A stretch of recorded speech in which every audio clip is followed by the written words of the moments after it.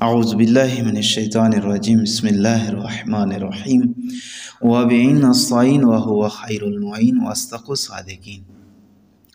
آج ہمارا شرعی سوال ہے، نماز میں سجدے کے دوران کتنے اعضاء کا زمین پر لگنا ضروری ہے؟ اگر ہم ان اعضاء میں سے کسی ایک اعضاء کو زمین پر صحیح طریقے سے نہیں لگاتے ہیں تو کیا ہمارا وہ سجدہ صحیح شمار کیا جائے گا یا صحیح نہیں ہوگا؟ کیا ہماری اس طریقے سے نماز ٹھیک ہوگی یا ٹھیک نہیں ہوگی؟ بہت سارے احباب اس حوالے سے بہت ساری غلطیاں کرتے ہیں۔ تو سجدے میں 7 اعضاء کا صحیح طریقے سے لگانا ضروری ہے۔ نمبر 1، پیشانی۔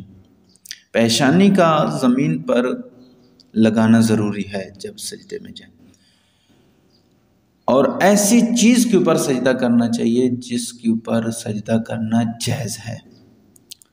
نمبر 2 اور 3، دونوں ہتھیلیوں کا زمین پر لگنا ضروری ہے۔ 4 اور 5، دونوں گھٹنوں کا زمین پر صحیح طریقے سے لگنا ضروری ہے۔ نمبر 6 اور 7، دونوں پاؤں کے دونوں انگوٹھوں کا سرا زمین پر لگنا ضروری ہے۔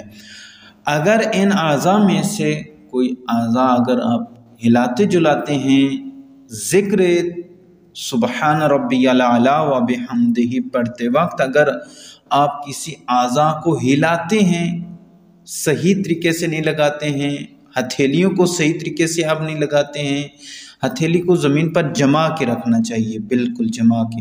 اگر آپ اٹھا کے رکھتے یا ہتھیلی کو تھوڑا سا کھلا رکھتے ہیں تو اس طریقے سے آپ کا وہ سجدہ صحیح شمار نہیں کیا جائے گا۔